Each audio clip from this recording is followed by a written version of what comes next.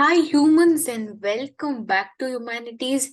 Let us resume our journey of Sociology, Class 12, Book 2 का chapter number 2 start करने जा रही हूँ. कल्चरल चेंजेस है चैप्टर का नाम, राइट? सो पहले चैप्टर में हमने पढ़े स्ट्रक्चरल चेंजेस, ठीक है, जिसमें हमने पढ़ा अबाउट इंडस्ट्रियलाइजेशन, अर्बनाइजेशन. ये स्ट्रक्चरल चेंजेस थे. बट अब हम पढ़ने जा रहे हैं कल्चरल चेंजेस. ऐसे क्या चेंजेस आए हमारे कल्चर में due to the advent of britishers, right? So इस चैप्टर को मैं 2 पार्ट्स में डिवाइड करती हूँ. पहला part we are going to study about some social reformers और सोशल और नेशनलिस्ट्स, जिसने हमारे कंट्री में कुछ कुछ चेंजेस लाए, कुछ कुछ गलत प्रैक्टिसेस स्टॉप करी, राइट? एंड सेकेंड पार्ट में we are going to discuss about the changes in cultural practices. 4 concepts के बारे में बेसिकली हम इसमें बात करने वाले हैं, जिसमें पहला वेल हर्ड कॉन्सेप्ट हमने बहुत पढ़ रखा है, संस्कृताइजेशन के बारे में, मॉडर्नाइजेशन, सेक्युलराइजेशन एंड वेस्टर्नाइजेशन, ठीक है. So in the first part we are studying about the social reformers and nationalists, and second part में हम 4 to 5 कॉन्सेप्ट्स की बात करेंगे. Okay, let us start with the part 1. अब ये जो 19th सेंचुरी सोशल रिफॉर्मर्स और नेशनलिस्ट्स थे, इन्होंने चेंजेस लाने की कोशिश की इन सोशल प्रैक्टिसेस. स्पेशली इन्होंने किसके फेवर में काम किया? विमेन के फेवर में और लोअर कास्ट के फेवर में, राइट? 2 स्पेशल ग्रुप्स के रिलेटेड इन्होंने काम किया, विमेन एंड lower castes, ठीक है, because these 2 groups were the most discriminated ones at that time, ठीक है.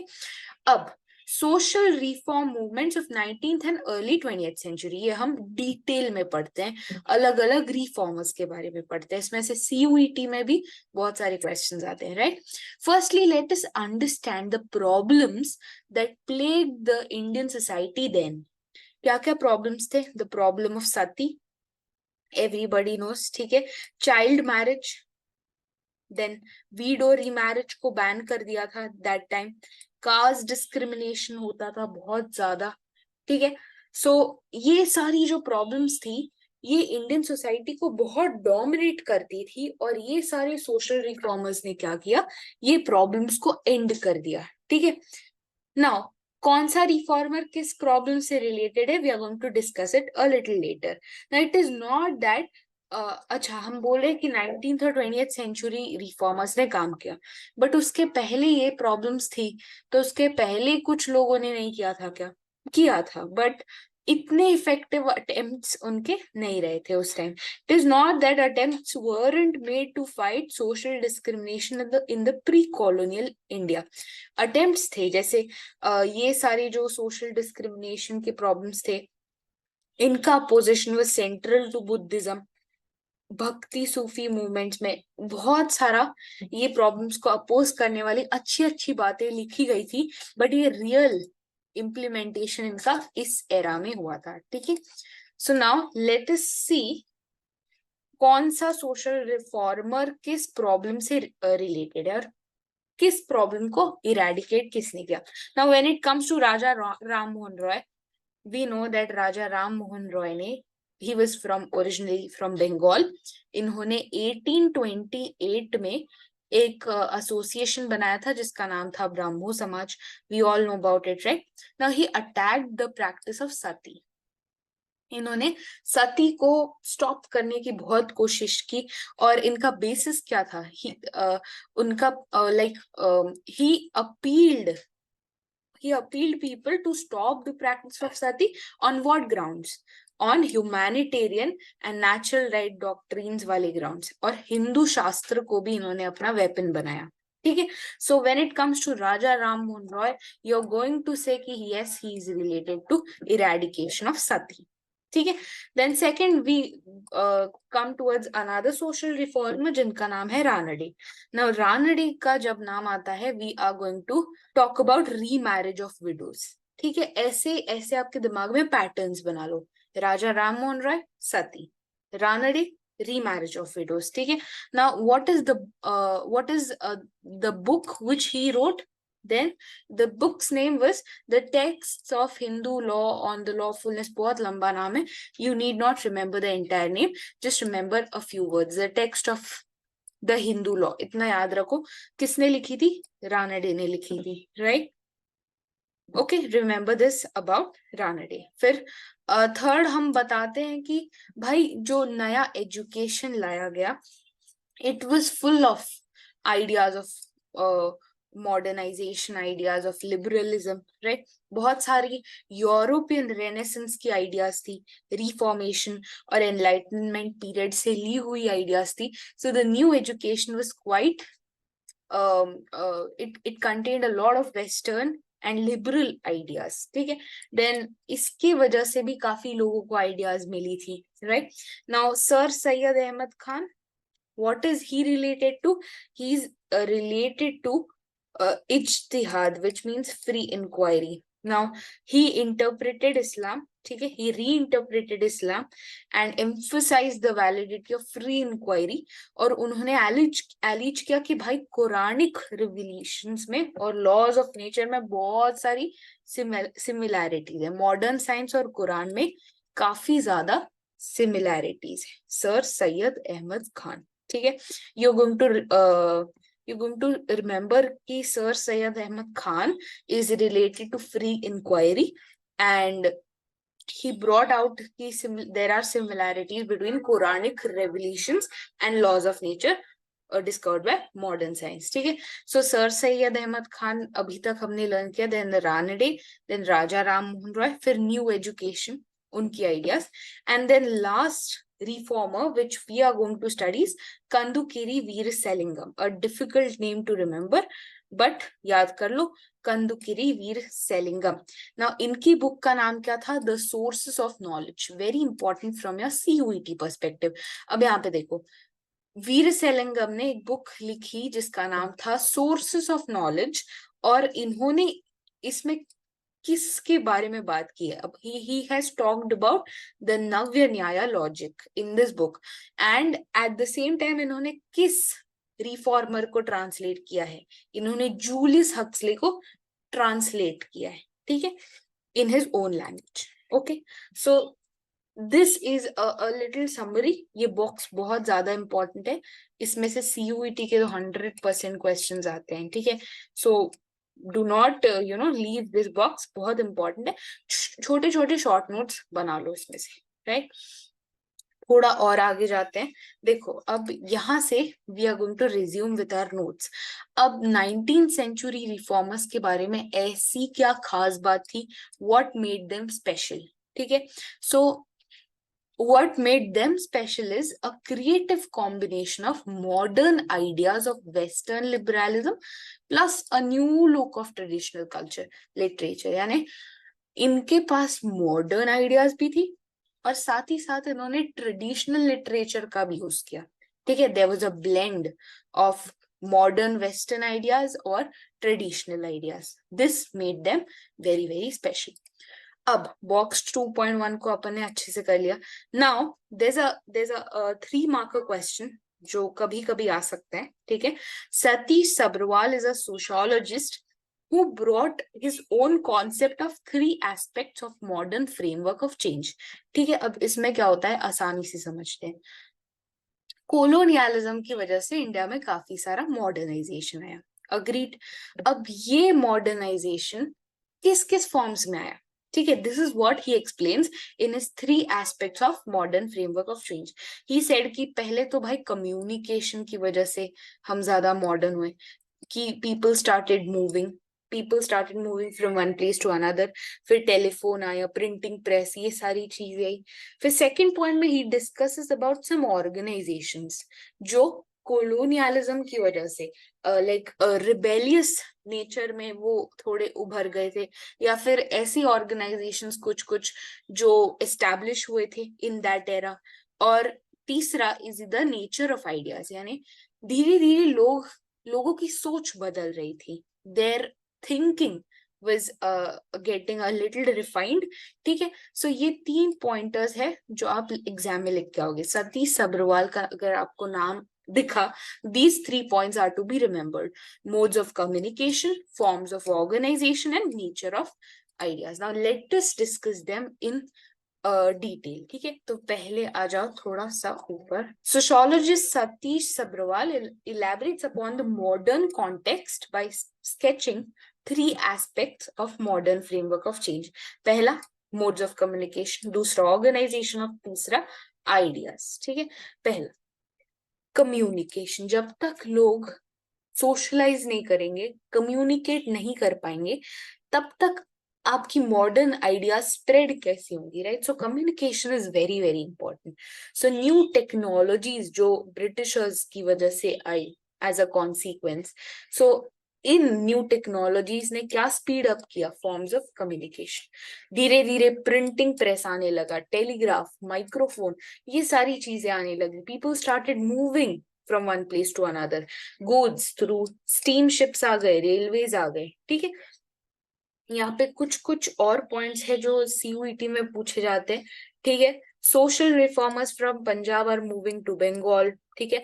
ऑब्वियसली अगर एक जगह से दूसरी जगह तक आप जा पा रहे हो, you are taking fresh ideas, modern ideas to different places, जिससे मॉडर्नाइजेशन का प्रोसेस थोड़ा क्विकन हो रहा है, ठीक है।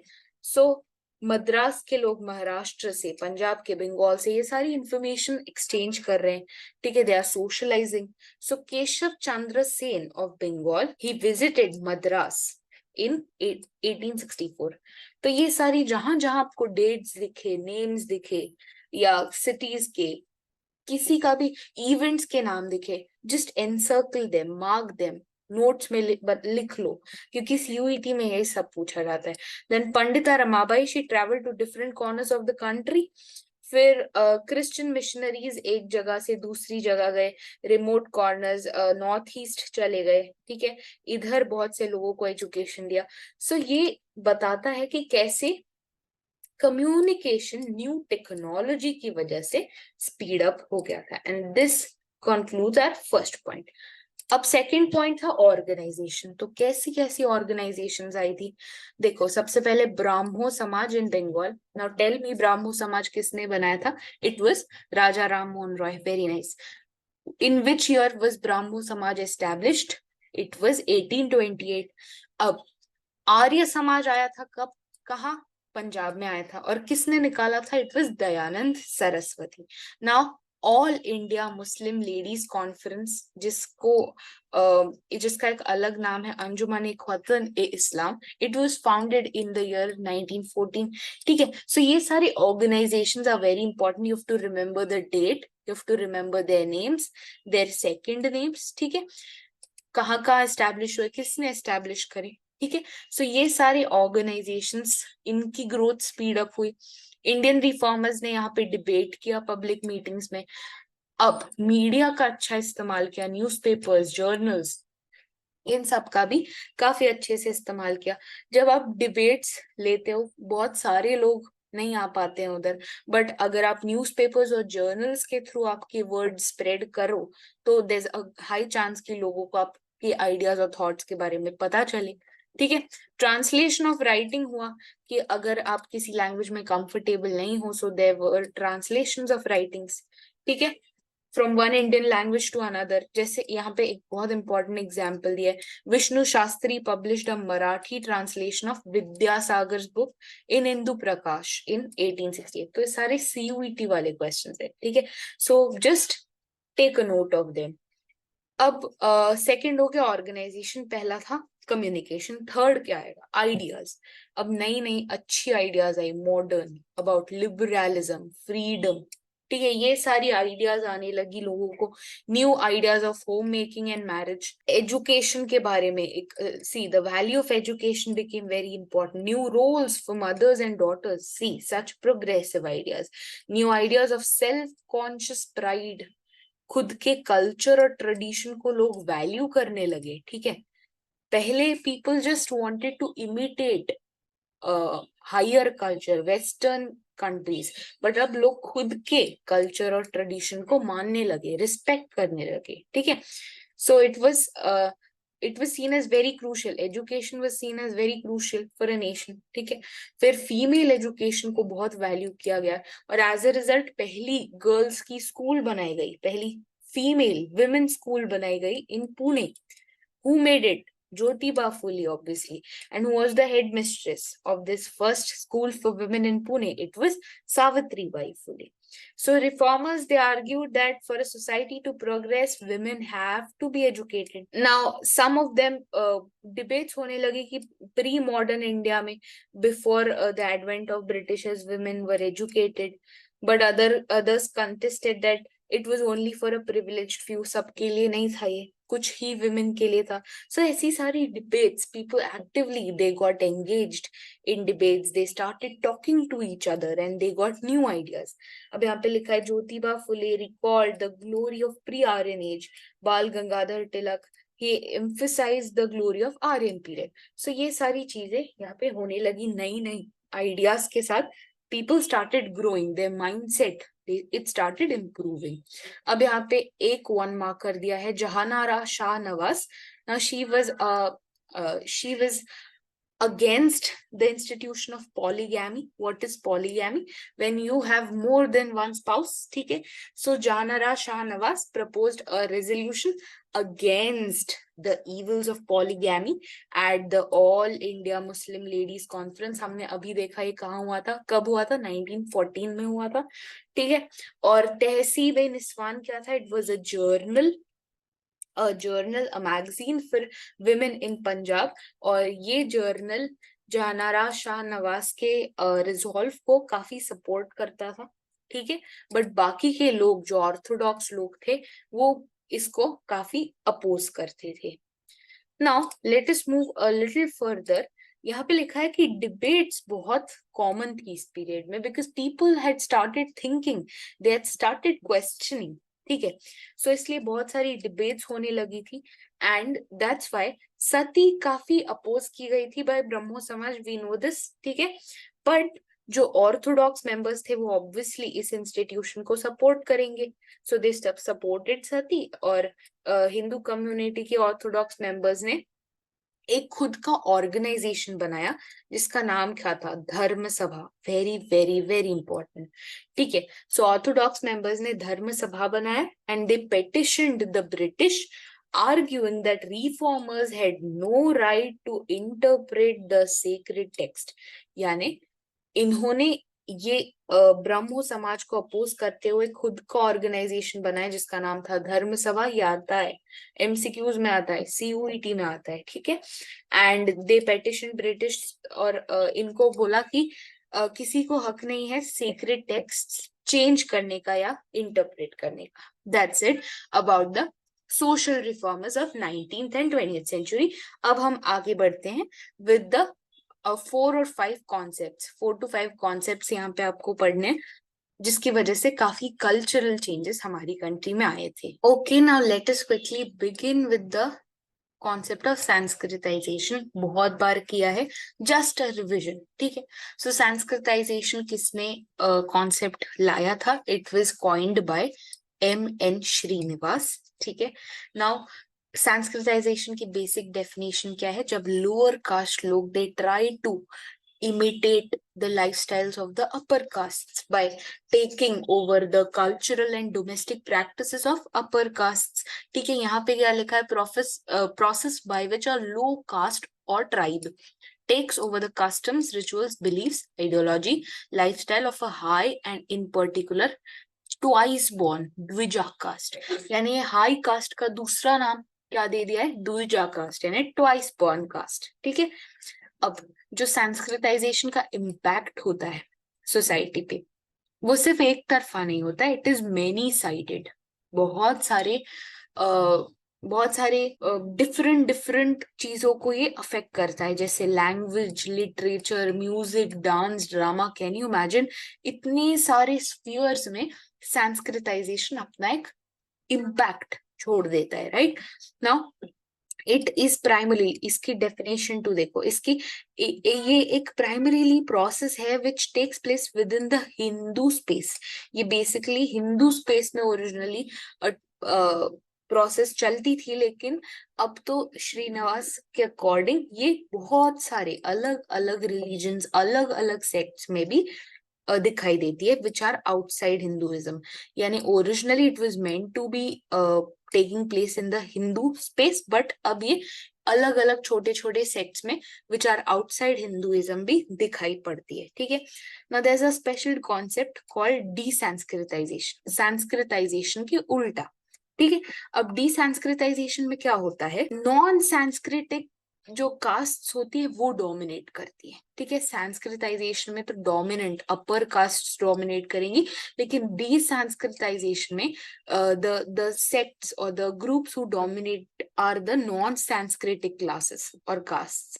अब देखो, desensitization is a process in which non-Sanskritic castes are dominant. अब उनका इन्फ्लुएंस ज्यादा होता है डिसंस्कृताइजेशन में।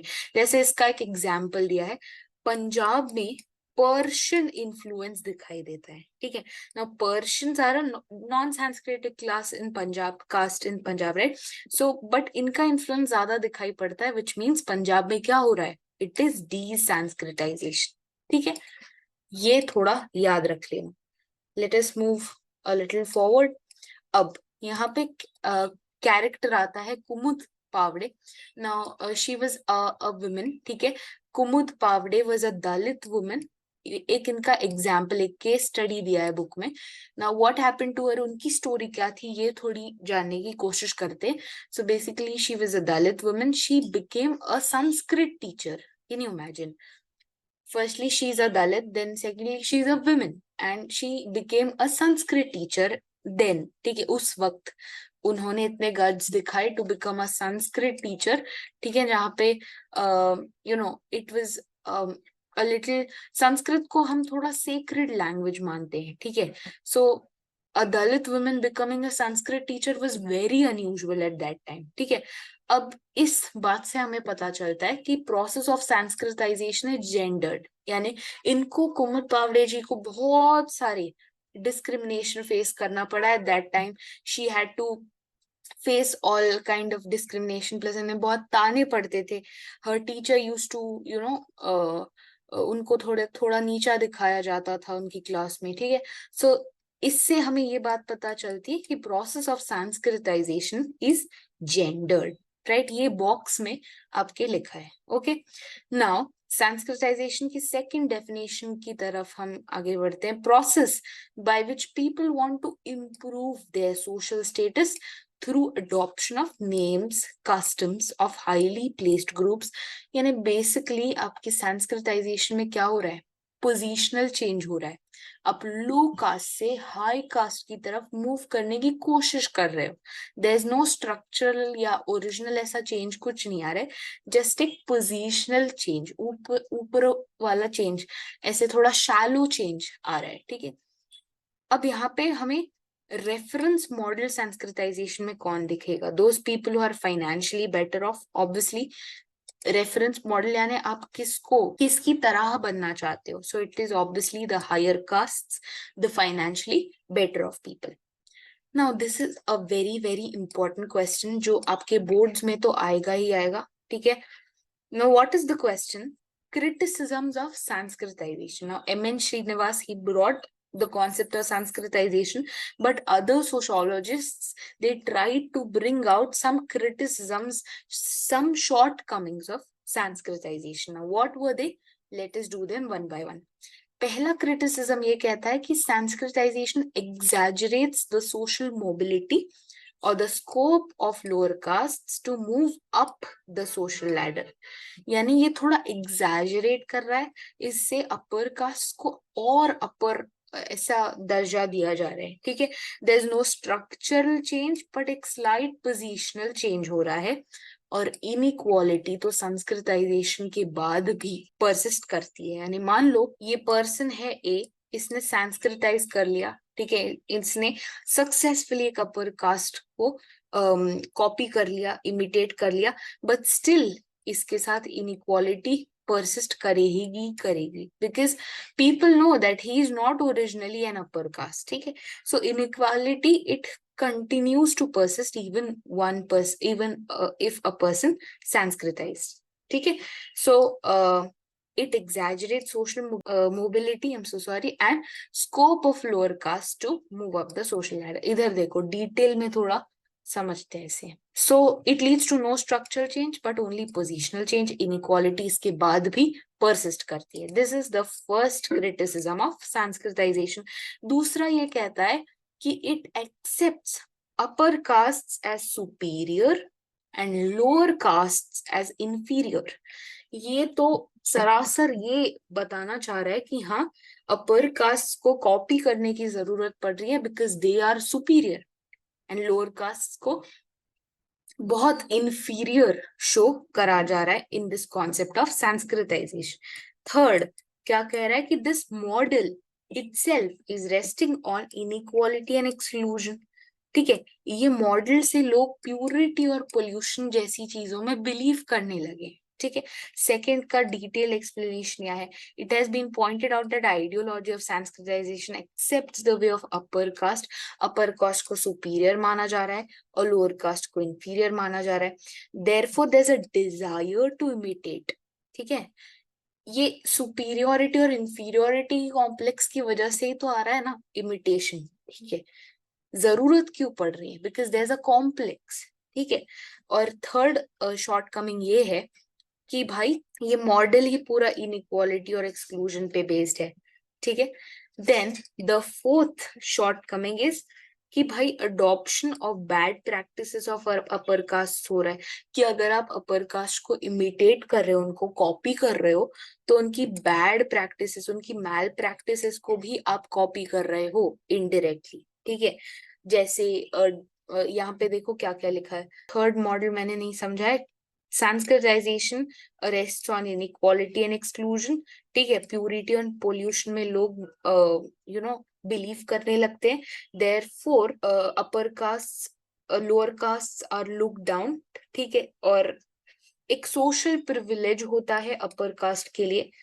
ये पूरा इनइक्वालिटी पे बेस्ड है ये मॉडल इन शॉर्ट. ठीक है, देन यस, जो इक्वल सोसाइटी है वो अनइक्वल हो जाती है. There is no egalitarianism left in the society. ठीक है, सो पूरा ऐसे इनइक्वालिटी वाला मॉडल है. फोर्थ हमने बोला था कि अगर आप अपर कास्ट को इमिटेट कर रहे हो तो उनकी बैड प्रैक्टिसेस को भी इमिटेट करोगे. जैसे फॉर एग्जाम्पल यहाँ पे डावरी दिया है. See adopting dowry, then secluding girls and women. ठीक है, ब्राइड प्राइस. ठीक है, ब्राइड प्राइस की प्रैक्टिस, देन कास्ट डिस्क्रिमिनेशन, ये सारी अपर कास्ट प्रैक्टिसेस है. तो अगर आप संस्कृताइजेशन कर रहे हो तो आप ये सारी भी प्रैक्टिसेस खुद में ले लोगे. You will incorporate these practices in yourself. और फिफ्थ इज कि जो आपका दलित कल्चर है, every culture is beautiful in its own way. So जो दलित कल्चर है वो इरोड हो जाता है, खत्म हो जाता है अगर आप अपने कल्चर को भूल के अपर कास्ट कल्चर को कॉपी करने की कोशिश करते हो बेसिकली. ठीक है, तो वर्थ ऑफ लेबर को इम्पोर्टेंस नहीं दी जाएगी. ठीक है, लोअर कास्ट फेस्टिवल्स, उनके रिचुअल्स को इम्पोर्टेंस नहीं दिया जाएगा. Their crafts, abilities, knowledge, medicine, ecology, agriculture, ये सारी प्रैक्टिसेस धीरे धीरे इरोड हो जाएंगी, इरेडिकेट हो जाएंगी. ठीक है, so I hope all these points are clear. जल्दी से रिवीजन कर लेते हैं. पहला पॉइंट था it exaggerate social mobility and scope of lower caste to move up the social ladder. यहाँ पे सिर्फ स्ट्रक्चरल चेंज हो रहा है, पोजीशन तो सेम, सॉरी यहाँ पे सिर्फ पोजिशनल चेंज हो रहा है, स्ट्रक्चरल चेंज, ओरिजिनल चेंज ऐसा कुछ नहीं आ रहा है. इनइक्वालिटी तो इसके बाद भी सोसाइटी में परसिस्ट करेगी. Second point is upper caste को सुपीरियर माना जा रहा है और लोअर कास्ट को इंफीरियर माना जा रहा है. थर्ड इज ये पूरा जो मॉडल है it is resting on inequality and exclusion. Fourth, adoption of malpractices or bad practices of upper castes. And fifth is erosion of Dalit culture. I hope this is clear. This is very very clear. बहुत important question आ जाता है कभी कभी boards में.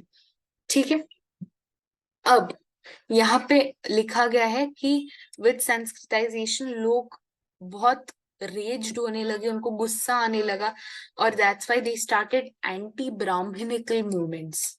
ठीक है, जो upper caste, सबसे अपर कास्ट लोग हैं, उनके अगेंस्ट मूवमेंट स्टार्ट कर दी गई थी।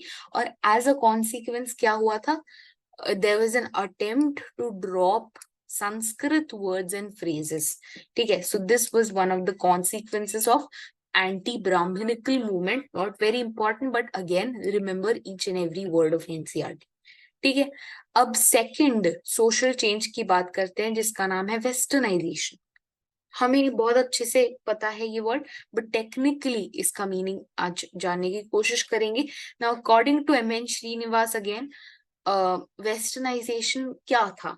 Westernisation it refers to the changes जो 150 साल के ब्रिटिश रूल की वजह से इंडियन सोसाइटी में देखे जाते हैं, in its technology, institution, ideology, ideas, values. So ये सारे 200 साल या 150 इयर्स के ब्रिटिश रूल की वजह से जो चेंजेस इंडिया में आए, उसको हम वेस्टर्नाइजेशन का नाम देते हैं, राइट? अब यहाँ पे वेस्टर्नाइजेशन हुआ कैसे? ठीक है, इसकी थोड़ी बात करते हैं। How did this process actually take place? तो माइनॉरिटी जो सेक्शंस थे, वेस्टर्नाइजेशन ऐसा नहीं हुआ कि इंडिया में ब्रिटिशर्स आए और सब लोग वेस्टर्नाइज हो गए, ऐसी बात नहीं। It started with a minority. ठीक है, थोड़े थोड़े ग्रुप्स को ब्रिटिशर्स ने वेस्टर्नाइज किया, minority sections they came in contact with the western culture. ठीक है, और धीरे धीरे ये माइनॉरिटी सेक्शन ने पूरे कंट्री में ये वेस्टर्नाइजेशन स्प्रेड किया। स्मॉल सेक्शंस दे अडॉप्टेड वेस्टर्न लाइफस्टाइल, और जनरल स्प्रेड हुआ through technology, dress, food, values, ideas. ठीक है, ये आपको पता होना चाहिए कि सब लोगों को एक साथ वेस्टर्नाइज करना है very difficult. That's why minority sections पहले वेस्टर्न कल्चर की कांटेक्ट में आए, और धीरे धीरे with the help of technology, different different mediums की वजह से वेस्टर्नाइजेशन स्प्रेड होते चला गया, राइट? अब वेस्टर्नाइजेशन में होता क्या है? It is a very shallow concept, इसमें डेप्थ कुछ नहीं। वेस्टर्नाइजेशन में सिर्फ इमिटेशन आता है, इमिटेशन यानी कॉपी करना of external forms of culture.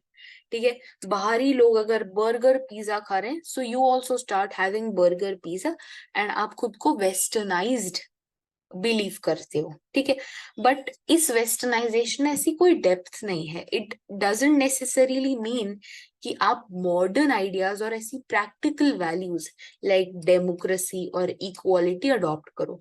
यानी ये बहुत बोलते हैं ना, it is a very shallow concept with no depth. इसमें सिर्फ इमिटेशन होता है, बट नेसेसरी नहीं है कि अगर कोई वेस्टर्नाइज हो रहा है तो किसी का माइंडसेट और थॉट प्रोसेस भी चेंज हो रहा है। ठीक है, it's just a copying thing, imitation वाला थिंग। ठीक है, so westernization it leads to generational conflicts, very important.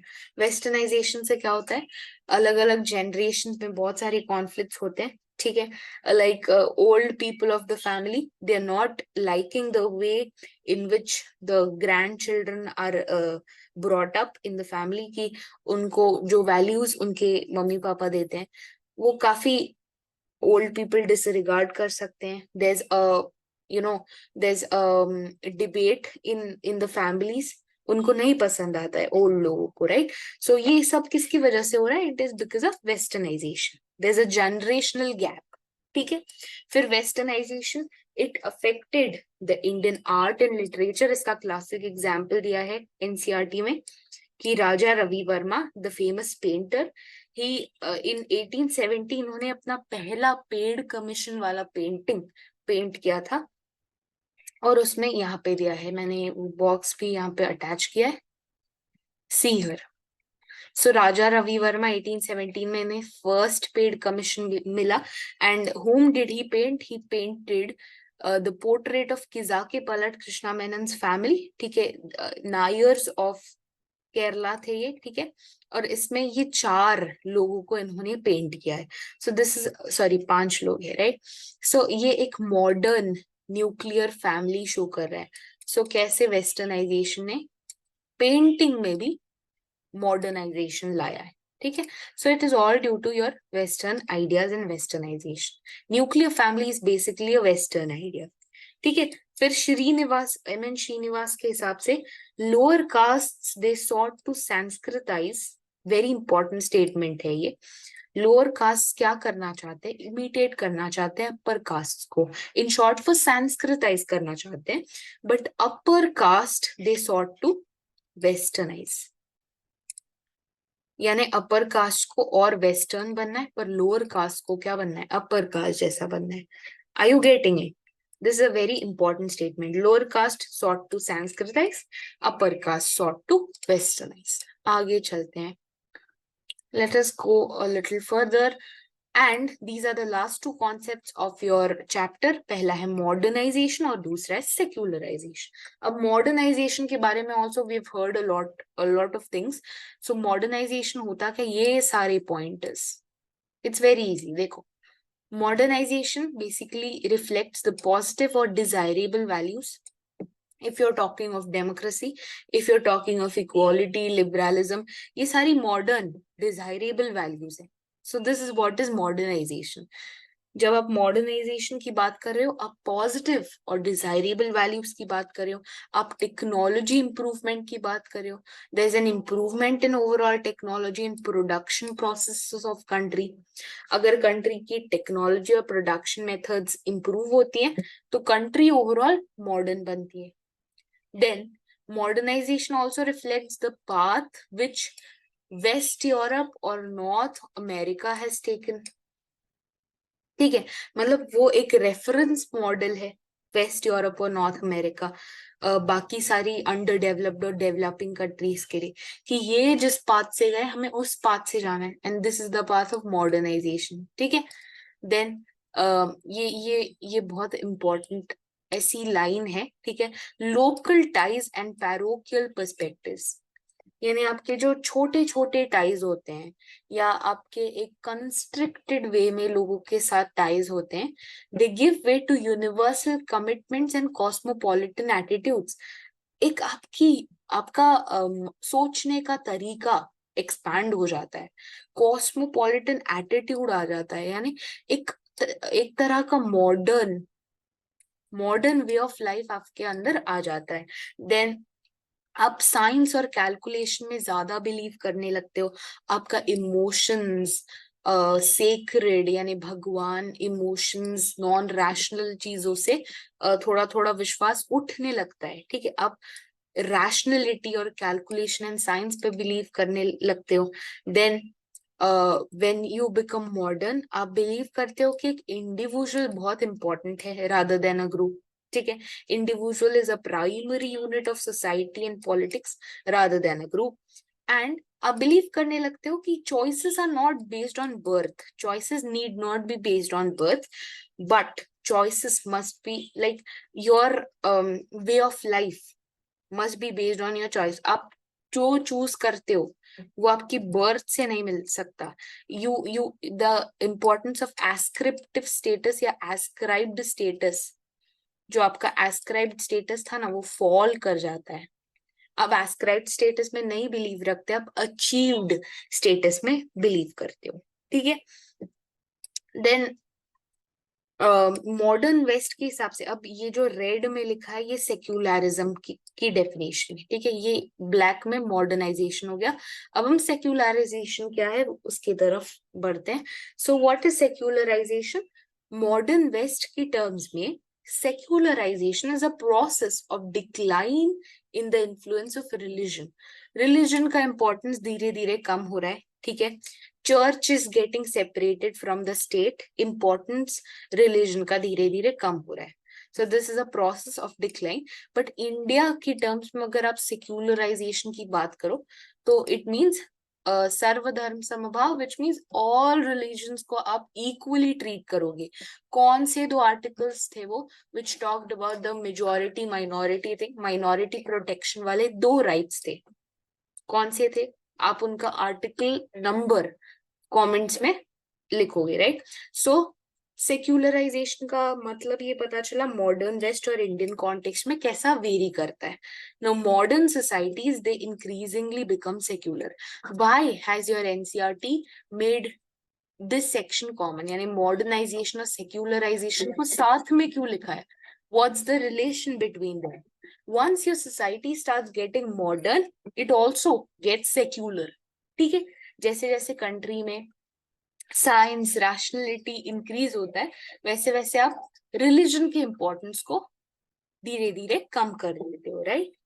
अब एक लास्ट कॉन्सेप्ट आता है जो मैं मिस नहीं करना चाहती, which is secularization of caste. ना आप दो चीजों को मिक्स कर रहे हो, रिलीजन और कास्ट को मिक्स कर रहे हो. सेक्युलराइजेशन ऑफ कास्ट क्या होता है?